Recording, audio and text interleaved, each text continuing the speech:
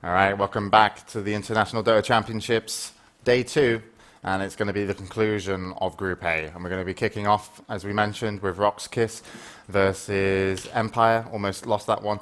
But let's just meet the teams. Let's go in and see who's going to be playing. We're going to be getting the game started on the hour here, which means that will be coming to you just 6 minutes past the hour, since we're on a 6-minute delay. So here's Team Empire, and Bruno, take it away.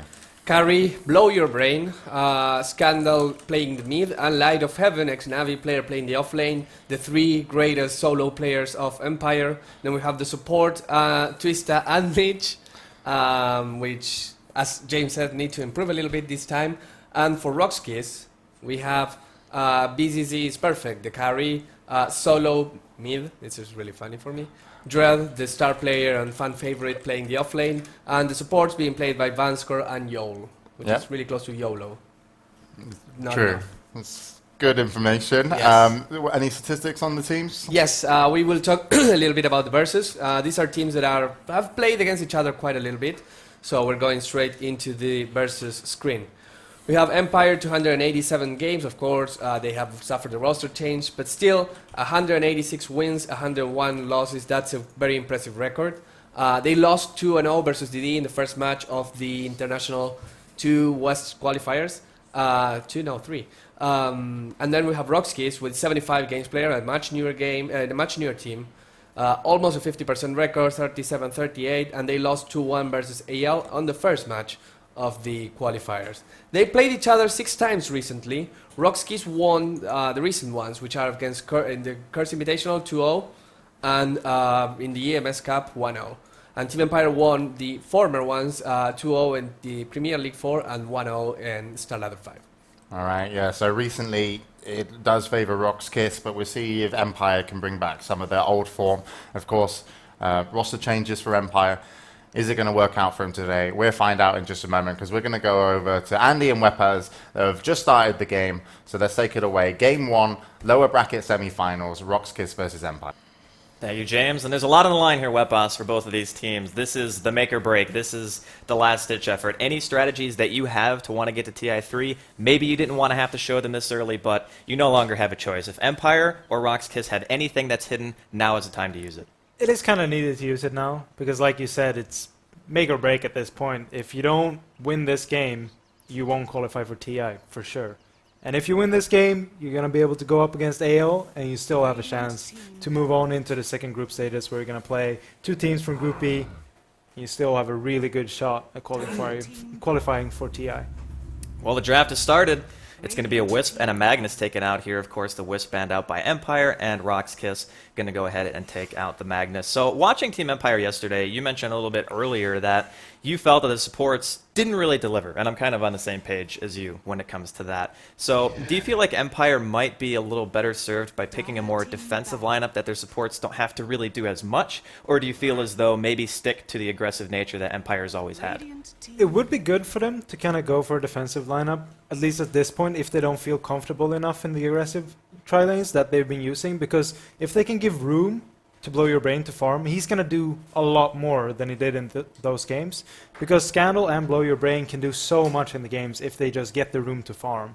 So I'd say maybe try and look for defensive tri-lane, but it of course depends on what heroes they pick up. The last 2 bans coming out, Rockskiss takes out Nyx, while Empire decides to take out Batrider. And the first pick, which we've gotten to see a handful of times already in the TI3 Western qualifiers, is going to be a Gyrocopter. So Rockskiss, sticking to what they know best. This is a hero that they love to use. They pick time and time again. Now, the choice is Empire's right now. What are you thinking for them? Well, I guess they didn't give us a chance for one of them, but Darkseid is a very nice pickup here. Might see a Bane straight away, like we've been seeing from DD, but we're actually going to see a Lifestealer, so another really good hero. You got a bomb potential from the Darkseid and the Lifestealer running in, and Darkseid is such a good offlaner, which means that we'll most likely see the Lifestealer in the safe lane and can just free farm away. But we'll have to see what supports they go with, if they want to go an aggressive Darkseid tri-lane, or if they want to go a defensive Lifestealer tri-lane. So we've had an opportunity thus far to see the Gyrocopter versus Darkseer matchup a few times. I want to say it was at least 2, maybe even 3 times so far in the qualifiers. But in terms of the matchup itself, do you feel like Gyrocopter really does have an advantage over the Darkseer, or do you think it's based on the player skill, and basically if the Darkseer knows how to cut properly, he might be able to get away with it? I'd say, of course, it's depending on from player to player, but Gyrocopter overall, I feel, has the better lane control in that, just because you can flat cannon harass the Darkseer out, make sure that he pops all his regen, because usually we see Darkseer picking up 2 sets of tangos, a salve, and maybe a clarity or a branch. So if you can just flat cannon harass him out of the lane, you're gonna have such a good time. But if he goes in creep skips, you can just run up to him, kind of just leave your tower for a while and rocket barrage him down. So you have such a good opportunity to just harass him out of the lane that I feel that Gyrocopter really has the advantage in that lineup. But if you have good rotations, though, from your supports, then you should be able to kill the Gyrocopter so easily. We actually had a chance to see that yesterday, where BZZ actually got a first blood on a Darkseer when they had their Nature's Prophet teleport down, and it was this weird 2 versus 2 skirmish that lasted for like a minute and a half. And of course, anybody who bought the compendiums, you would know that the first bloods are on that account. So for Rock's Kiss, they end things up with a Bane and a Clockwork. Pretty common pick so far, I would say. The Clockwork, maybe not seeing as much play as we're used to. He's been seen a few times, but not really that common. Then Empire, of course, still sticking with their Darkseer and Lifestealer. Now they have a Puck, so Scandal is going to get his hands on that. And he plays a phenomenal Puck. There's no arguing that whatsoever. But given the team makeup that they have so far, is he going to be able to have enough impact on that hero against Rock's Kiss lineup to really give them an advantage? They really need some AoE from their supports right now. They got the Vacuum, of course, to set up the Dream Call if they want to use the Dream or the Vacuum as to initiate. They can also use just the Dream Call and then keep people in place with the Vacuum. But the Lifestealer doesn't really have enough AoE damage at this point. He got his Infest, but it's not going to kill everybody. So you need some AoE supports. Maybe Alina, maybe Leshrac. Leshrac would be really good if you can get another setup support. Maybe a Rubik, and then go for a defensive lane. Would be quite nice for them. But we'll have to see what they ban out. They actually ban out Lesh. We lost Clockwork, so we replaced him with Tinker. Jakiro killed him. Yeah. We're not on mic, so... Oh, we are on mic. Yeah, where's Clockwork? He's hiding. We had him yesterday. Yeah. He'll appear eventually. Are you sure we The didn't cat cover ate him? Well, hopefully we can get all that sorted out, because Clockwork is actually still relatively common. But Yeah. Leshrac being picked up here by Empire as Keeper of the Light, or excuse me, banned out by Empire, while Keeper of the Light and Shadow Demon are banned out by Rock's Kiss. And we found the hidden pile of hero icons over there, so we are going to get a chance to see the Clockwork actually on the minimap. So high five to you guys for keeping things real. We're keeping it safe. So a couple more bans to go here, and we can already see that Empire's actually revoked a little bit of their own AoE potential by banning out the Leshrac themselves. Do you feel like that's just them not wanting to get defensively pushed down? Because after seeing the Clockwork from Rock's Kiss, you would imagine that's going to be the offlaner, probably looking at a Gyrocopter Bane +1 defensive tri-lane. Do you feel like they just want to protect that tier 1 bottom as long as they can, or what are your thoughts on it? The thing is, though, that Rock's Kiss got the first pick out of the second ban phase. So if you leave the Leshrac in, they can just combo that with the Bane and go an aggressive tri-lane with the Gyrocopter if they want to, and suddenly they have a super strong aggressive tri-lane, because the Nightmare setup, Leshrac follow-up stun, and then the Rocket Barrage does so much damage.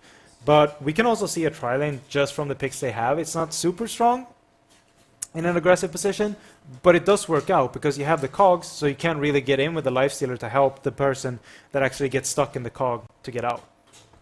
All right, well, Jakiro, last ban out here from Rock's Kiss, and we'll see if they are going to be running that aggressive tri-lane that you mentioned. The last ban going to Empire. Alina is still available, of course, if they want to try to take that. You know, one hero that we've been seeing some play, at least in the European scene, that hasn't been picked at all, if I'm not mistaken, so far, is Skywrath Mage, at least in the qualifiers, and his damage output in lane is actually quite strong, and people talk about how Clockwork is very weak against Skywrath, even on a support role, because you can cog and then you get flared, and it's really just not a good time for you. Of course, you can buy Blade Mail to counter it, but still, offlane Clockwork, probably not going to be farming that fast, and as it stands right now, Rock's Kiss, that's their only mech carrier. So he's almost not even able to go for a build like that if Empire were to pick that up. And of course, he does have a significant damage output even before 6. I believe we actually did see a Skywrath Mage, though. Didn't we see it when Absolute Legends played against Rock's Kiss? I believe AO picked it up against the Puck, but they ran it in a support role, so they had Rice playing it. Oh, you're They right. did- they you're right. didn't Yeah, actually win that I think game. it was. Yeah. But it was still a very nice pickup, and like you mentioned, he has a lot of burst potential. And against these heroes that they have right now, of course, Gyrocopter is going to go for a BKB. But you mentioned that if you cog, you can just get flared straight on that, Yeah. and you're pretty much dead out of that. So we'll have to see if they want to try and go for a Skywrath. The problem with a Skywrath is that you need something that can either slow or just a stun to set up, because he's only damage. He doesn't have anything to help you set up a gank. That's slow. Well, you don't get the slow until you're level 4. Yeah. Still has I mean, slow. as a support, it's like you do have to wait a little while before you want to play aggressive. But Rock's Kiss, they're going to pick up a Beastmaster, a hero who we haven't seen too much of at all. Empire immediately react with a Rubik pick. So there are a couple of nice spells to steal. Whenever you're playing against a Bane, Fiend's Grip, one of the easiest spells in the game to steal because it's a very, very long channel. And typically, you're not going to cancel your ult to cast another spell, just so Rubik doesn't get your Fiend's Grip. So Roar, also great potential here. Even stealing something like Cogs can be incredibly disruptive to a team who, even with a Gyrocopter, not the greatest range in the world, he still has to get pretty close to where you could get cogged, and just that disruptive potential so far from Empire's team and Rock's Kiss actually, both looking really strong. You can also steal cooldown, so you get that extra AoE damage that you want to be able to follow up the Dream Coil from Puck.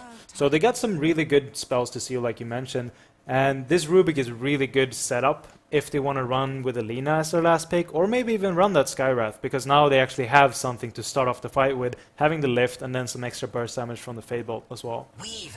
A last pick from Rock's Kiss, gonna be a Weaver, so that's definitely gonna be at least somebody who's getting some farm. And I'm looking at Rock's Kiss lineup right now, I'm thinking to myself, it's not really that greedy in terms of how much farm you need, but all of these heroes pretty level reliant. Gyrocopter, Beastmaster wants to get 6, obviously. Clockwork is pretty much in the same boat. Bane, that's another hero that needs 6. Weaver is actually, I would say aside from Gyrocopter, the only other hero on Rock's Kiss who isn't as level starved as the rest of them would be. And you know that Clockwork and the Bane are going to be in roles that they might not be getting as much experience. So do you worry at all for Rock's Kiss lineup versus Empire, who can pretty much fight as soon as they hit level 3? None of those heroes besides Puck is really relying on his ultimate. I'd say it really depends on the rotation coming out of Rock's Kiss supports, depending if they actually go for an aggressive trial and run the Weaver against the Darkseer maybe, because Weaver still is a ranged hero, so he can work against that Darkseer, but we'll have to see. But when they start rotating those supports, that's going to be the thing that's going to give them experience and get them levels if they actually run an aggressive trial in. So we'll have to see how their rotation work out and if they're going to be successful with it.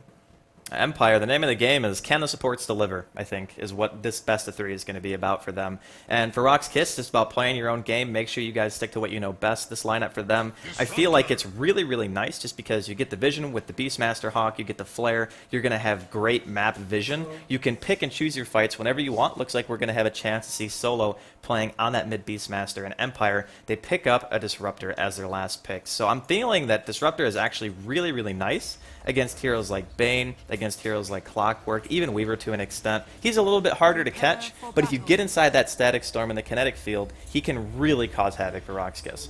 The good thing with having a Disruptor against a Weaver as well is that the range on Glimpse, you can always catch the Weaver, because Weaver is so annoying to kill off once he has that Shikuchi, because he can just run away so fast. But now you have a Glimpse, and if you have vision on him, you're going to be able to bring him back into the fights.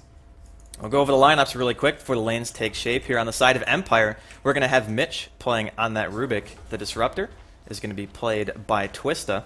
Scandal, or yeah, I was going from left to right, but yeah, Scandal is going to be playing on that Puck, heading towards the middle lane. Lifestealer, of course, going to be played by Blow Your Brain, and that leaves Light of Heaven going to be playing on his offlane Darkseer. And oh my goodness, Rock's Kiss, they found Mitch. Can they get in range? He wants the Nightmare so badly right there. The axe is cut down the trees. He doesn't walk in a straight line, so Vanscore will be able to catch up. This could be a very, very quick first blood. The cogs are there, pulled inside, but it just simply does not matter as BZZ gets yet another first blood on his Gyrocopter, skewing the compendium once again. But going over the lineups then, on the side of Rock's Kiss, we of course have BCC playing that Gyrocopter. I believe the 3rd or 4th game he's actually playing that hero. Dread picking up the Weaver, is going to run down to bottom lane. Solo, of course, playing the Beastmaster in mid. Vanscore picking up that Bane, and that leaves, of course, Joel playing that Clockwork. So Clockwork in this offlane position, he's going to be against a very formidable tri-lane, and Light of Heaven actually picks up a haste rune, doing a decent amount of damage here to Dread. But Ishikuchi is going to be up in about 1 second. But in this one-on-one matchup, this is actually huge. Being able to do this much damage, force out that regen so quickly before the laning phase even starts, and he's even going to have to pop his clarity. So it's a game of inches in a 1 versus 1, and how much you can actually take away from your opponent, and that's actually a pretty big deal. That's a lot. Taking away the salve straight away is such a huge deal, especially in this lane matchup where it's a 1 versus 1, and Light is going to push the wave into the tower all the time. You're going to need that regen, so he might be able to, or he might be forced to buy another salve and send out, and that's of course going to put him back just a tiny bit. I mean, it's only 2 creep kills, but it's still 2 creep kills that could go towards an item instead. So we're going to have to keep an eye on that one-on-one and keep track of who's actually getting the better of it. But in this top lane, it's actually going to be a tri-lane Clockwork. Now, we haven't seen that so much, but there's a little bit of defensive posturing behind that. I mean, Cog's going to be one of the more disruptive things that you've ever seen. So, yeah. In middle lane, it's going to be Solo taking on Scandal here, the Beastmaster versus the Puck. And Beastmaster, he is putting points into his passive, so he's going to be able to push the wave just that much more quickly, and Scandal, of course, trying to do the best that he can to actually harass. So in mid, this is, to me, just going to be farming. This is just farming the Beastmaster. Beastmaster, of course, being a melee, going up against Puck. We mentioned it time and time again that Puck has a great attack animation, a lot of base damage as well, so he's going to be able to farm quite easily, so Beastmaster have to rely on his access to get farm and just bottle crow as much as possible. But in this top lane, what I really like about this Clockwork support is that you won't be able to get in with the Lifestealer. You won't be able to actually get in and help your hero that they actually catch in the cogs. Yeah, you might even have to be careful, actually, because if you get nightmared and they walk into you, how is a Disruptor or the Bane, or the Rubik, excuse me, going to help you? I mean, you're going to be stuck in there. Even if you rage, the cogs last longer than rage at every single rank, even if you're maintaining 1 level higher. So your rage is going to wear off, you're going to get Rocket Barrage down, and you're isolated from the rest of your support. So I feel as though Empire's defensive tri-lane is going to be very, very pressured here. And of course, there we go. Scandal versus Solo in that middle lane. Of course, Light of Heaven is going to be in the bottom lane playing on that Dark Seer. And this matchup, actually, Solo manages to secure a regen rune. And in these one-on-ones, that is like the best possible case scenario before you hit 6, when you don't need like a haste or an invis to gank. Yeah, you don't have to bottle crow once again, which is really nice, especially for the Beastmaster to get that, because he can just stay in mid. He gets 3 more axes he can throw out, or 2 more, and then the bottle charge, and he gets the 3rd one. So it's really nice for Solo, being able to get some extra farm in mid. Right now he's behind, Scandal of course leading, which isn't too surprising, Puck being such a strong mid hero like we mentioned earlier. Yeah, it's not surprising at all. And bottom lane, actually, Light of Heaven is doing an excellent job in terms of his overall farm. He's sitting at the highest last hits, 22 at just 3.5 minutes into the game. And a lot of Darkseers actually start doing this now, where they'll pull the creep wave actually into the neutrals, and they'll use your opponent's creeps to kill the jungle to get even more experience and gold. So it's a way of not only stopping yourself from taking damage, and we can see that he's rushed the Soul Ring, so you want to try to mitigate as much of that damage as you possibly can, in the meantime still getting the maximum experience and gold possible. It's very nice being able to pull it in, especially if you pull it into the pole camp. You can eat the tango and then pull it into the camp above as well, if that is in mud golems, of course, and you can kill that off once again. So there's a lot of experience and gold to be had from that, because when we see Darkseers mid, for example, they usually run into the easy camp and farm that, especially if they're on the Radiant side. And this is kind of a way to make up for that farm that you miss when you don't play a mid Darkseer. Well, Light of Heaven's going to be pretty important, actually, for Empire, because he's the one rushing the mech, and he actually gets quite low, sitting at about 20% health in that bottom lane. Unfortunately, Roxkiss, we were not able to actually secure anything there, and he's going to have to send himself some form of regeneration. Maybe he'll go for Tranquil Boots, or maybe even just buy a bottle to maintain his lane for a little bit longer. But BZZ in this top lane continues to farm away, doubling the current CS of Blow Your Brain, and as we had already mentioned, this lane for Roxkiss, there is no way that Empire can go on this. The Clockwork pick, just that hero being there, is such a deterrent for any aggression that Empire could want. Twist actually picking up his Thunderstrike at level 2 as well, so you don't have Glimpse once the Clockwork run in, because if you have Glimpse, he runs in and wants to cog, you can just Glimpse him out, and then you kinda save your hero, but if the Rocket Barrage comes in, of course, he's gonna still take a lot of damage. But oh, Light of Heaven. Oh, this is going to be really bad. Here comes the Beastmaster, snipes him with the axes as he was running towards that bottom rune. So Solo able to secure himself a kill, get some experience, and now hitting level 6. And in the top lane, it looks like they're potentially trying to go. Never mind, looks like, yeah. Solo is really keeping up with Scandal's farm. Scandal is usually known for being able to farm so much in his lane. As we can actually see the try versus try lane up here in the top lane. But going back to mid, Scandal farming against Solo is that Scandal usually farms quite a bit. He always manages to find a farm. I believe at DreamHack Winter we saw one game where he got ganked 3 times and still managed to farm 100 creeps at 12 minutes on a TA. Yeah. It's just he manages to find that farm so easily, which is a bit surprising to see that Solo is actually keeping up. And it's really well played by him to be able to do that. And the big difference here, we can already see it, is the overall experience per minute going slightly in favor of Rockskins, but it looks like they also want to go on top. Twista just getting bursted down. Solo is there. He has the roar, but unfortunately stuck inside of the kinetic field, got telekinesed back into that. So Scandal, he comes up the top lane. He's got some mana, but he doesn't really have enough to feel comfortable initiating. He would basically have no way out. So Scandal being forced to react, basically couldn't get anything happening here. It's 3-0 right now in favor of Rockskiss. The Roxy supports are doing a lot this game. That's the biggest thing I want to emphasize, because Vansker and Yol are getting some really decent levels as well. Yol's up to level 3 on that Clockwork, and Vansker is up to level 4 on that Bane. And Vansker has really been able to find those kills. First, the first blood, of course. He had a higher movement speed, so he would catch up, of course, and then the axes clearing out, so he actually got the vision. But now finding another kill is just so good for them, because when you run an aggressive tri-lane, you always want to be on top, either on farm or on kills. Well, both are the case for Rockskiss right now, so they're definitely looking pretty good here in the first 6 minutes of game number 1. And Empire, they just don't really have anything so far. They really need the Rubik to get level 6. They really need the Disruptor to get level 6. A Static Storm is a lot more important for them than I think they had even thought it would be, because they don't have any other way of really locking anyone in. Sure, you have Scandal, but if you make Scandal TP, you almost have to get a turnaround kill, and that was the point behind the puck pick anyway. Put a defensive tri-lane together, when Scandal hits 6, he can help with an aggressive dive, but there, they just simply couldn't do anything, because not only was the tri-lane of Rockskiss there, but Solo made the transition as well. So Empire going to have to play this even more defensively than they have been already, and you can see how badly that Twista is suffering, only level 3. Right now, pretty much every lane is actually going in the favor of Rockskiss. The only lane that is actually quite even is bottom lane. I mean, mid has been even in creep kills, but Scandal still hasn't been able to get a single kill so far, so he's just farming at this point, whereas Solo has been able to pick up 2 kills, 1 assist and 1 kill, of course. But down in bottom lane, Dread actually picked up his Tranquil Boots, so he's going to be able to stay in this lane and not take the massive amount of harassment that Light of Heaven wants to put on him.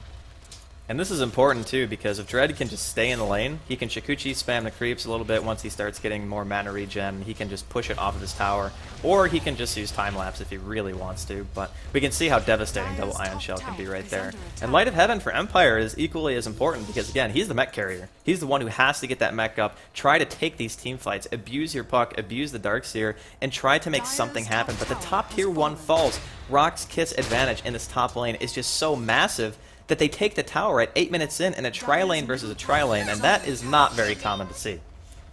That is for sure not common, and the thing right now that we emphasized a lot before is that Empire supports aren't really doing anything. They lost their lane, they tried to pull, but they got a pick-off kill there. Now they're actually farming to get up in top lane, which is really good, because they need these levels. They need to get level 6 on the Disruptor, and they really need level 6 on the Rubik, because he has to be able to steal the spells.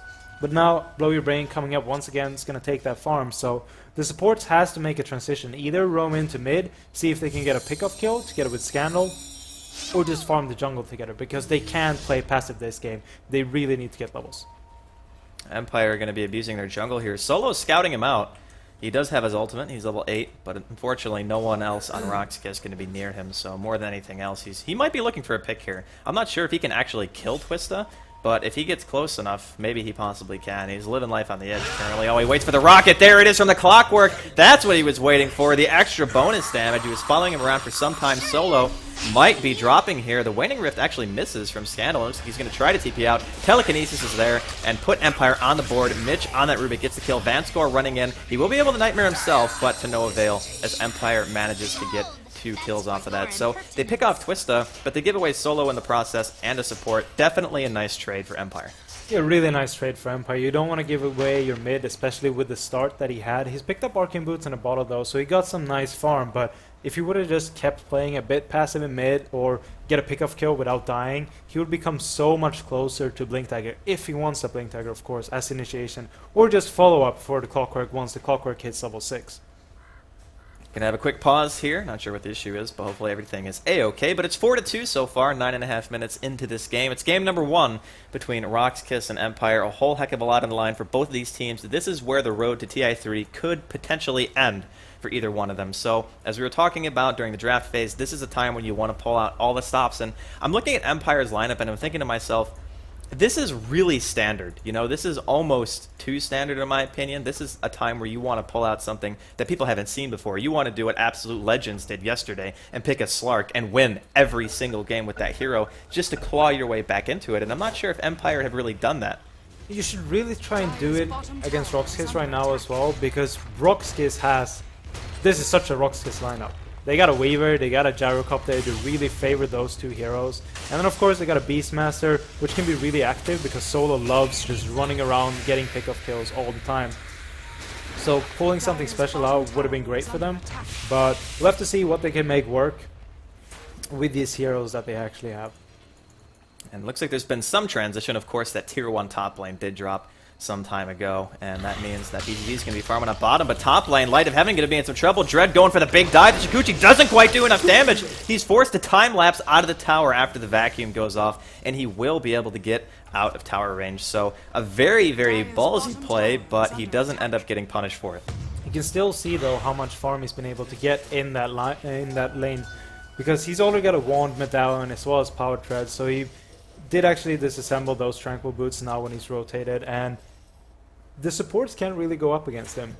And Lifestealer, we pointed it out earlier, Weaver works so well against Lifestealer because he can do so much damage with the Geminite attack, and now when he has a Medallion as well, being able to do minus armor to the Lifestealer, it's just a great hero to have.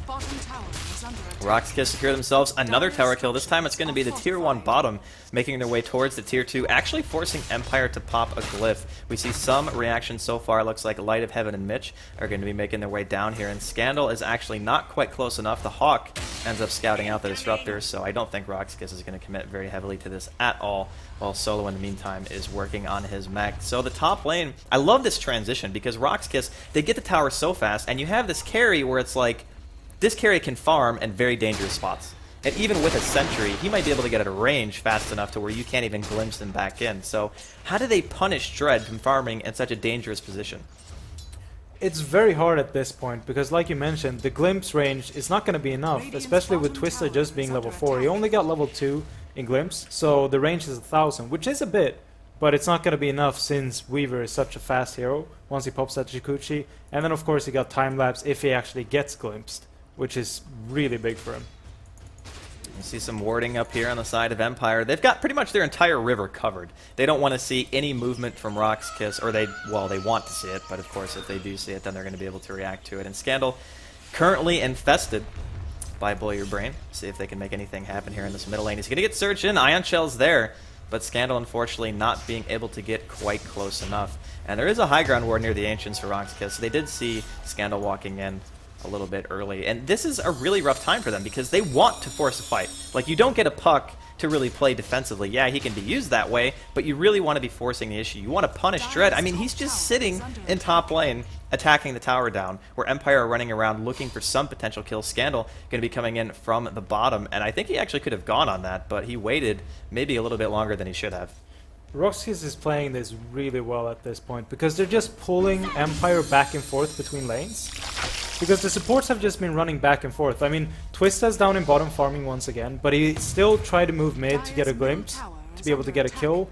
Didn't really work out, now he's moved back. Mitch also just running between the lanes. They're not really farming on any of the heroes, as we see a hookshot actually miss in bottom lane, which was a bit weird, because he was standing so far down and he just threw it at the base. So, a missed kill for y'all. But good for Twista being able to get some experience. We call that the don't move juke. People think you're going to move, then you just don't move and your hook shot misses. So A little bit of next leveling right there by Twista. But overall, Empire, they're losing map control drastically. I mean, look at Roxkiss. They're sitting inside of Empire's woods right now. BZZ is here, the Weaver's here, Vanscore is here. They have 3 members just sitting here and farming, and there's nothing that Empire can really do about it. They really need Scandal for that initiation, but even if he gets initiation and 5 versus 5, Roxkiss still going to be stronger because Light of Heaven still doesn't have his mech. What I feel is a bit surprising at this point is that, like I mentioned, Twista was farming bottom. Instead of having the puck farming bottom for his Blink Tiger, he did pick it up now though. But they didn't have the puck farming bottom, they didn't have the Darkseer farming bottom, whereas Darkseer would have been coming so much closer to his mech if he actually took that farm instead of Twista. Well, they're going to pay for it, losing a tier 2, and this is the point where your jungle starts to feel like a very scary place. You don't have any lane top anymore.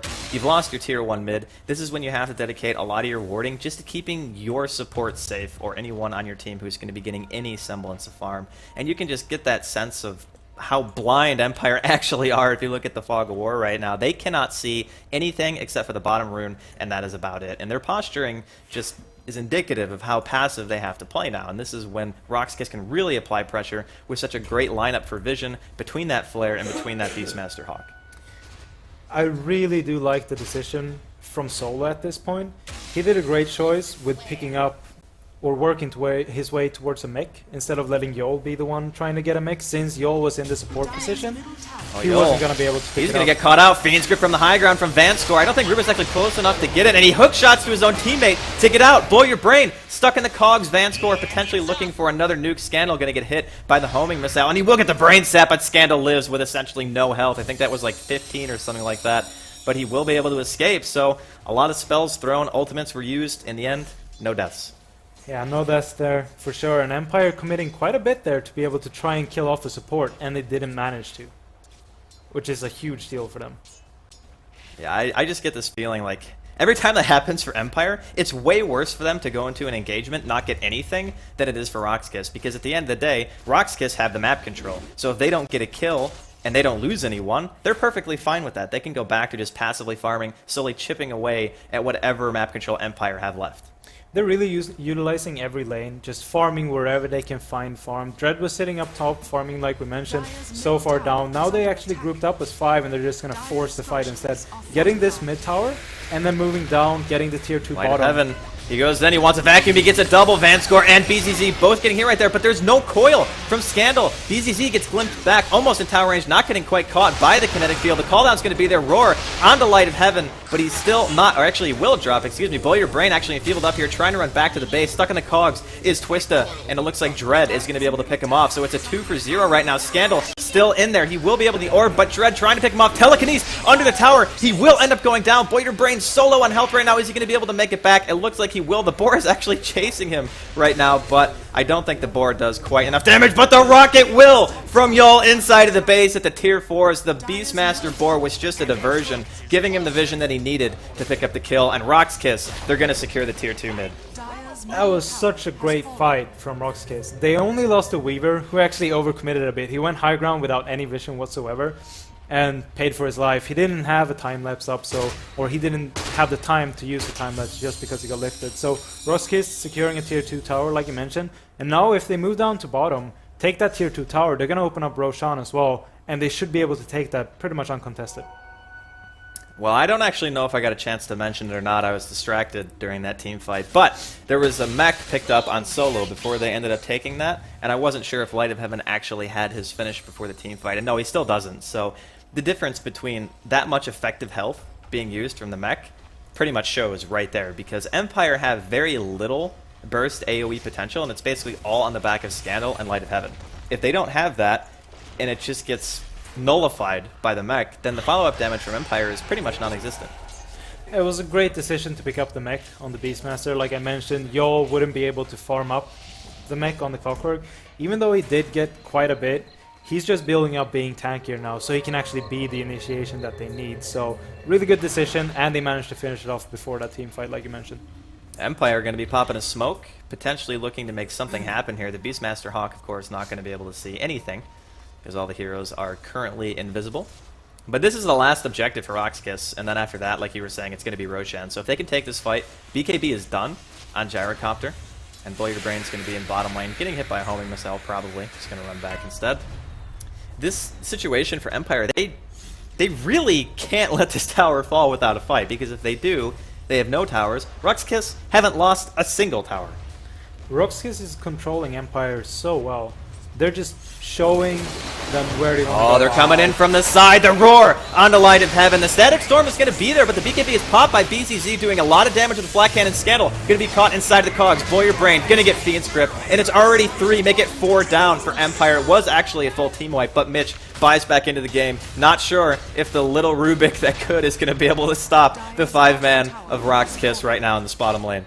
Great decision to go for the base now as well. They know fortification is down. They might just turn down to Roach, as it looks like they just went for another wave. No one is up for another 10 seconds or so. Puck is still down. Dream Coil was used, but Dream Coil is not going to be able to be used in the Roach pit. So they can easily get this Roach and then move into going for a base push. Empire, I want so badly for them to do well, but just watching games like this, they haven't got a tower. Their tri-lane lost. Middle lane was more or less a wash. Both heroes pretty much got their farm. Bottom lane, Light of Heaven got his farm, struggled a bit. But when you have a Darkseer farming, and he still doesn't have his mech and it's almost 20 minutes in, then the Darkseer lane, well, I guess he has it now. He just got enough money for it. But the whole point is to get it earlier than that, so you can actually complement the rest of your team and maybe defend your towers a bit earlier, because by the time he got his mech, he had lost the entirety of his outer tier towers, and at that time a mech doesn't really feel as impactful as it should be. I mean, a farming Darkseer who has pretty much the same net worth as a support Clockwork, their Lifestealer is actually behind the Clockwork, who will support and then aggressive fighting. Oh, Yol hooks inside of the base. He wants Twista. He gets glimpsed back out. Are they going to have the follow-up damage? Twista, unfortunately, can't get away because of the cogs. But a really nice Waning Rift and Orb coming out of Scandal. The BKBs are popped. Dread and BZZ both pretty much immune to anything that Empire can bring to bear. 2 already down on the side of Empire. Almost killed off the Lifestealer with that Flat Cannon. But even with Scandal landing a brilliant Waning Rift and Orb right there, the damage just... He is the only damage, basically, because Blow Your Brain can't even get into a fight. That was the thing I was a bit scared of with picking up the puck and then going for these supports. They got some follow-up magic damage from the Rubik as well as the Disruptor, but Disruptor getting initiated on, he can't get his ultimate out. And then they don't have any follow-up whatsoever. Tier 3 in danger of falling here in this bottom lane as Roxkiss are continuing the slow siege. I really shouldn't say slow, because they kind of just took a team fight inside of their opponent's base. But they didn't really do much damage to the tower just yet. Mech going to be popped by Solo. Looks like they want to try to go for a round 2. And Clockwork Cook is going to be up again in about 5 seconds. And he's still looking pretty healthy. Has a ton of mana. And Roxkiss just not willing to back up. No reason to back up when you're this far ahead, really, in just a 21-minute game. So Empire, this is it for them, at least in game number 1. This is the last stand. The glyph is popped. That's like saying we have to take the fight. If we don't take the fight, we're pretty much just submitting that our Raxes are going to fall. At this point, if you look over to the experience graph, there's 13,000 experience ahead, as well as almost 16,000 gold. That's massive. If you look over to the levels, the supports in an aggressive tri-lane on Roxkiss side is the same level as the 2 solo laners for Empire. Yeah, pretty much. Oh, Beastmaster roar on to Blow Your Brain. That's going to be it for him. No way to live through that damage. Nice vacuum coming off from Light of Heaven, but the BKBs again by Dread and BZZ. Light of Heaven going to die, even under his friendly teammate Static Storm. Twista going to be trying to make it back to the well, but he's not going to be successful. BZZ currently on a godlike streak, and Dread picking up a double kill himself. So the Mailer Axe is going to fall. Wouldn't expect anything less than to see Empire call GG. Yep, there it is. Scandal just says, we're going to tap out in game number 1. Honestly, Empire... for game number 2, with as well as Roxkiss played this, they didn't have anything. Like, they did not have a thing in this game. Roxkiss moved them where they wanted to be. They knew they were going to run a defensive tri-lane, they ran an aggressive tri-lane, managed to get first blood, and then they just moved Empire wherever they wanted to. They went bottom, 4 people went bottom. They went mid, 4 people went mid. They just controlled this game so perfectly throughout the whole game. Looks like BZZ buying a Rapier. Sorry, I don't think that counts for the Compendium after the other team already called GG. So we're not going to get a real chance, at least, to see a Gyrocopter in action with a Rapier. We did see it yesterday, but it was pretty short-lived. He kind of just died right away. But congratulations to Roxkiss for winning game number 1 against Empire. Pretty dominant performance, I would say, 18-3. Completely out of the running for the TI3 qualifiers. They really have to take control over game 2. They can't let Roxkiss move them wherever they want to. They have to show the front feet and just say, like, we're going to play this, and you're going to follow our lead. Yeah. We're not going to follow you anymore. I don't feel like Empire are really experienced in playing from behind, because if you think about it, the previous iterations of their roster, they were like ahead. Like what they were known for is their ability to dominate lanes so badly that the opponents were always behind. They were never the ones who had to play from this position. But enough about game number one. We are joined again by James and Bruno constantly. We've never left you, Andy. You're always Never here for me. left. Yeah, it's a similar story. Yeah. Roxkiss actually did come out with a lineup, as Web has mentioned, they like to play, being able to just get aggressive. That Clockwork and Beastmaster, they're two great setup heroes. So, but it all started off when there was a lovely amount of Roxkiss members finding poor Rubik Yeah. here. And now, the one thing we should mention with Rubik is whenever, I'm not going to talk from my experiences, but I'm going to start that way. Whenever I play Rubik, I am like, I have the slowest movement speed, I think, in the game when you start. It's like, it's 290. He's pretty slow. Pretty yeah, slow. It's just like, okay, Crystal Maiden, apparently, Scriff says slower. But the point is, it's like you cannot be caught out of position at any point of an early stage of the game. And sure, it's unfortunate. Probably thought he was safe, but we've seen games with like a support that is like there's been a Keeper of the Light at tier 2 tower top, and he waits for his carry to be able to walk to tier 1 tower. Mitch is just taking a stroll in the woods, and Beastmaster gets the trees down with axes.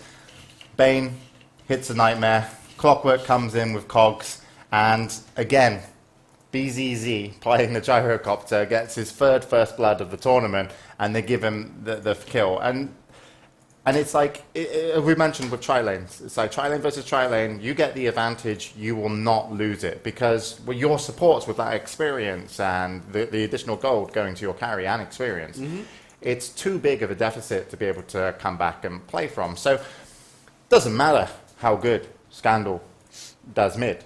You know, he played well, but he had a moment where he was, you know, looking for something awesome on the Clockwork, just in here in the Clockwork Dread, I think it was it? Yo. Sorry. Managed to hook shot out to his teammate. And it just didn't go well. And it's the same story where it's like the other team get map control. And you can't emphasize this enough how big map control is, because it's just like every minute that passes, you're gaining more and more advantage. You know, they brought the Weaver to top lane. That was Dread. Who was unkillable from that situation. Like, if you're going to kill him, even if you're going to kill him, you're going to have to commit so much. Like, in terms of sentries, in terms of, like, you need 3+ heroes to take him down. And he quick felt so enough. comfortable that he went for Medallion instead of going just like we see normally going, just save for the Lincolns, go for defensive, more farmery. No, he wanted to fight. Dread just was like, okay, this bottom lane was okay, now we want to fight, we want to push. He kept pressuring there. As you said, he was controlling the game as well. And so Roxkiss just came in and showed absolute dominance. And Empire, again, it's a pocket strat or something where I think Webpaz or you mentioned the supports, they have a more defensive lineup, so it's not based on in terms of how much they can make happen on the map. To be fair, they did that game. I mean, Disruptor and Rubik are two of the most defensive supports you can possibly get. And the thing is, even before Mitch died, I would have said on paper, the Clockwork Bane Gyro Tri-Lane beats that Tri-Lane any day of the week, because the Lifestealer can't ever go in. If he goes in, he gets isolated and he dies. So it was honestly Roxkiss outpicking them in the tri-lane versus tri-lane. Getting the first blood was icing on the cake. But for me, it's like, that's a lineup that Roxkiss should run all the time, because they knew exactly how to do it. And because they had a Beastmaster, they saw everything. So they knew exactly how to exploit the map control that they had. Yeah, and this is one thing with Roxkiss as well, the Bane. It's like people ban this hero versus Roxkiss because they love playing it in their offensive tri-lane, because it's just such a big setup hero. As you mentioned, the tri-lane was just ridiculously hard, because even when they initiate, what are you going to throw back with your Disruptor and Rubik to actually put the damage down? It's okay to have some control, you know, your telekinesis, But in the early stages, there's no guarantee when you're hitting level 2, when you're hitting level 3, when your heroes might kick in a little bit more. But those two in the early stages, they can't back up a lifestealer as well. I mean, lifestealer should be able to just rage and leg it.